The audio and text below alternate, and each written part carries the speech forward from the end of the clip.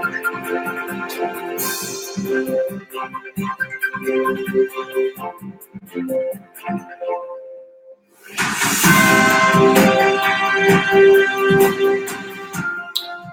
Chaverim. I'm Stephen Bernin. You're watching Israeli News Live. I guess we're getting a little bit creative here in how to try to do the intro, because I am definitely not the smartest guy on the planet Earth when it comes to these intro things. It's interesting. I wanted to share with you guys before I get started with this broadcast here. This is a picture our daughter drew.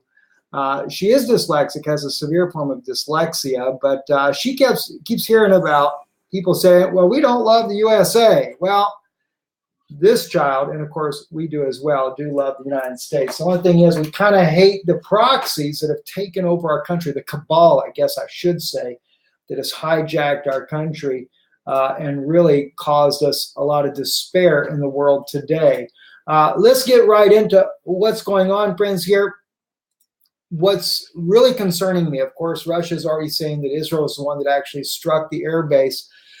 We've been in contact with several of our friends there inside of Syria, one of them being a journalist, another a citizen that lives there near Homs, Syria, and of course, and one other person as well, trying to get an idea of what's going on. And one thing that really caught my attention was one of our friends there that lives not far from Homs sent me a message saying that when I asked him about what's going on the ground in Syria, he actually said, well, it was a pretext for ISIS to attack the airbase, and specifically for ISIS to attack the Syrian forces. Well, I did a little bit of digging, and the next thing I discover is that ISIS had advanced knowledge of the Israeli airstrike and took advantage of that to actually strike the Syrian forces stationed near the airbase there inside of Homs.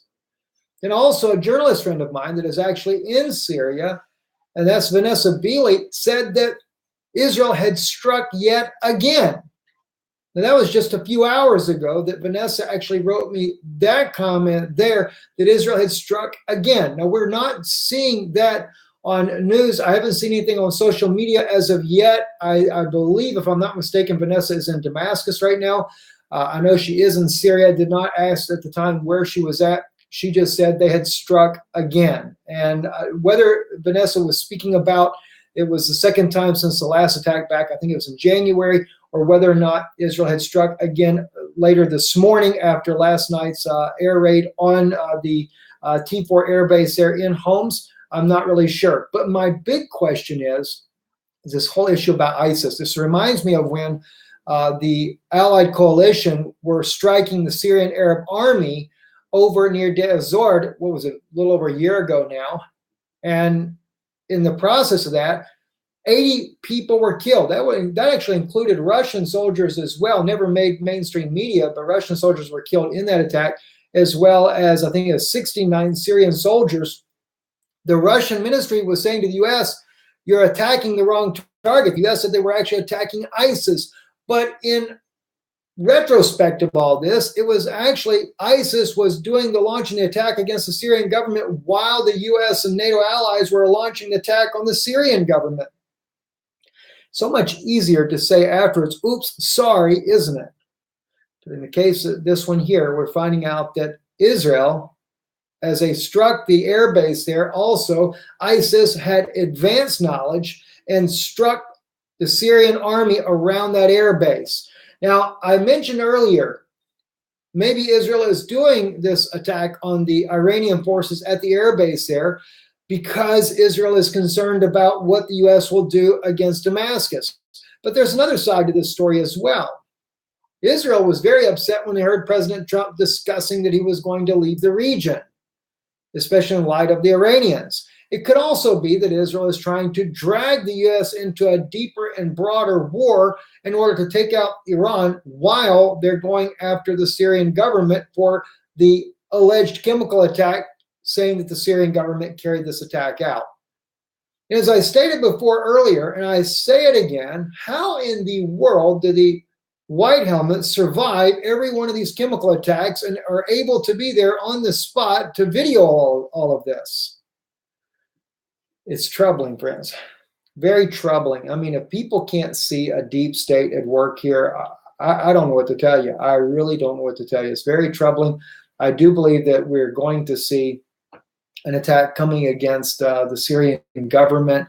I know they're meeting today in this emergency meeting. We're going to see nothing but a wave of propaganda that the evidence is overwhelming against Bashar al-Assad and Russia.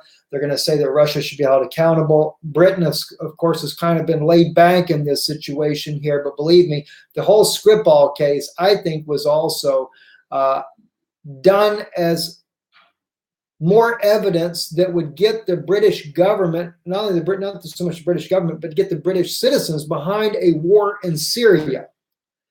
And is it possible that this is exactly what the Skripal case was from the beginning? Was it a plan to actually get the public in UK behind a NATO-led or US-led strike on Syria, knowing that they were going to do a chemical attack, blame it on Assad, and all you have to do, have an attack like this in Britain to be able to say, well, the Russians did it here. Now they're over there doing it in Syria. We finally have to act, and we're going to have to help our U.S. partners in this attack against the Syrian government.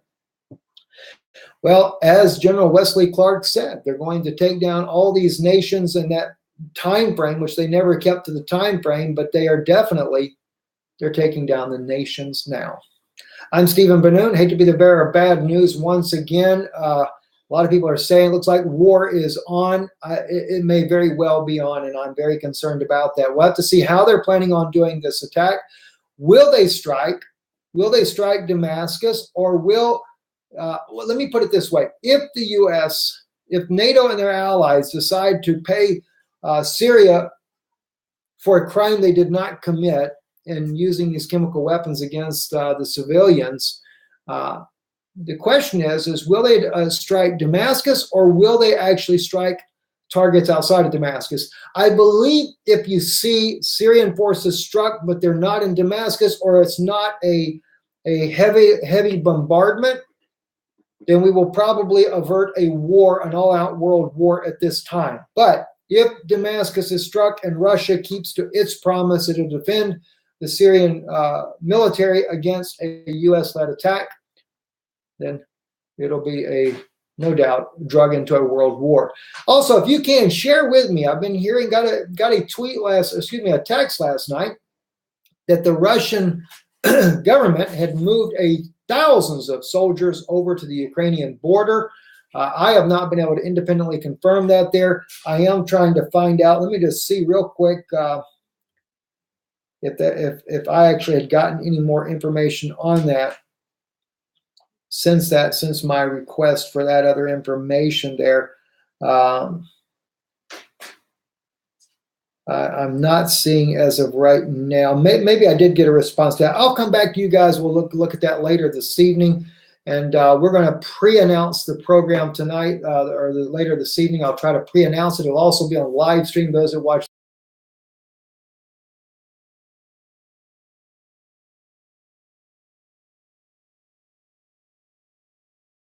I know we don't need to look at all the editing programs here, but anyway, blessings to all of you. Shalom.